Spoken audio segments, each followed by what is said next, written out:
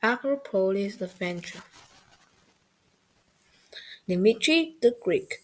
You must be Brady.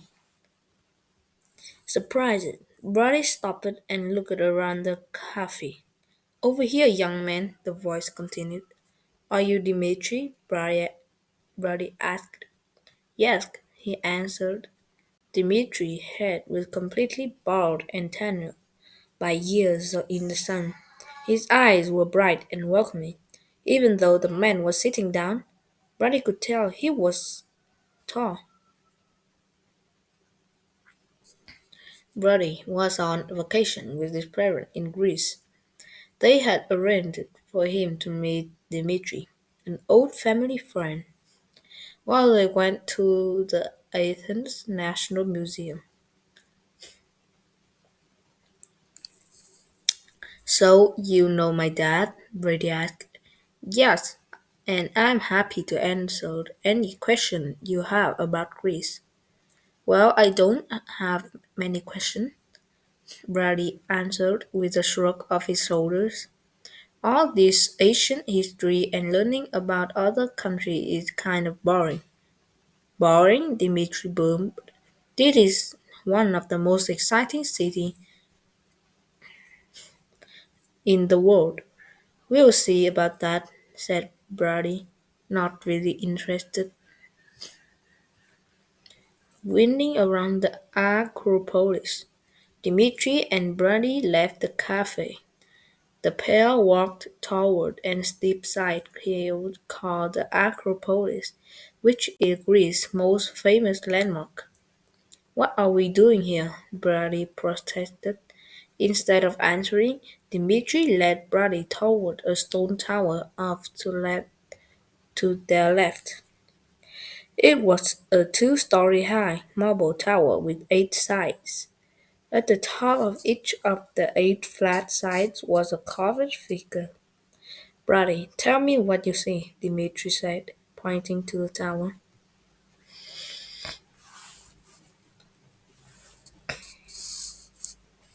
I guess I see a tower, Brady answered. That's obvious, Dimitri smiled. Look closer and tell me what you see. Brady shaded his eyes and focused. He noticed several small metal rods rusted with age. They poked out from the flat side of the tower at odd angles. Each rod rolled out from one of the carved figures. Dimitri, what are those rods for? Bertie asked. This landmark is called the Tower of the Winds. Brady, look more closely at the carving. You see the straight line cutting through the carved figure? Yes, Brady answered. Do you know what a sundial is? Dimitri asked. Yeah, it tells time by the shadow created by sun, right? Yes, this tower does indeed tell time, but it is also a calendar, said Dimitri. I don't understand, Brandy said. It is quite brilliant, really, Dimitri continued. The sun changed position in the sky throughout the year.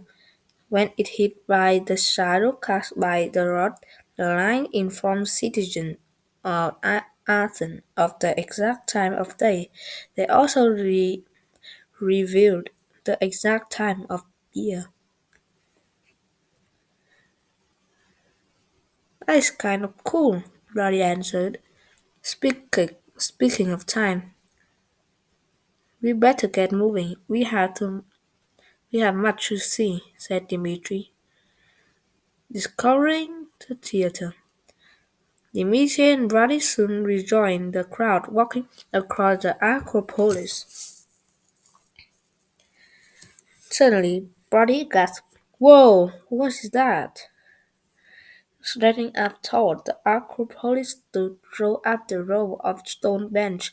The benches brightly reflected the midday sun.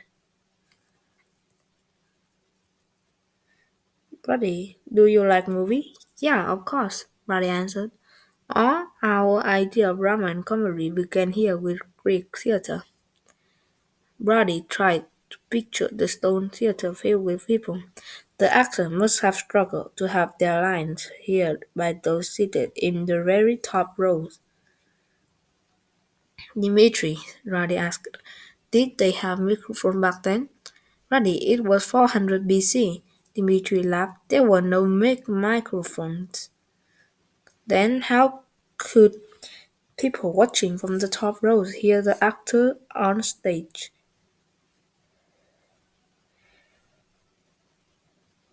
It was all access on mathematics. Dmitri explained. The theater was divided into three equal sections.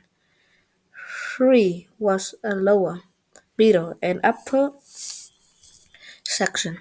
Each section of the theater was titled at a slightly higher angle than the level below it. This created a bow that trapped the sound from the stage. No matter where you sat, the sound was the same.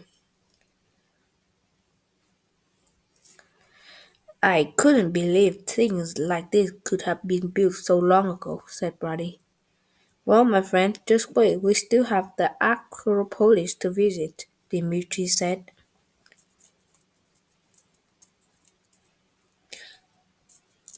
Dimitri, I climbing to the top. Dimitri, I don't know what the big deal is, Brady said.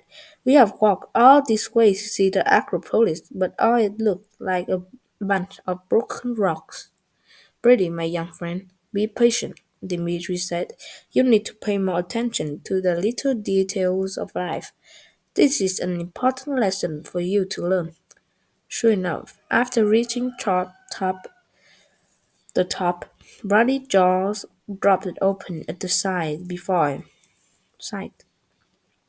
On the highest point of the Acropolis hill stood a stone temple with massive columns of marble. It was as big as a modern football stadium, and it was decorated with carved figures. The entire building seemed to glow in the late afternoon light. Brady's thoughts spun as he pictured this temple being built by ancient people. So was it worth to climb? Dimitri asked playfully. Yes, it is awesome, Brady said. As the sun began to set, Brady thought about everything he was seeing. You are right, Dimitri. I need to pay more attention to the details of life. I would have missed many of these sights if I had been by myself. Thank you for opening my eyes. You don't need to thank me, my friend, Dimitri answered. He put a hand on Brady's shoulders and joined him in admiring the sunset. In the fading light, Brady thought to himself that he would leave Greece a different person than he was when he arrived.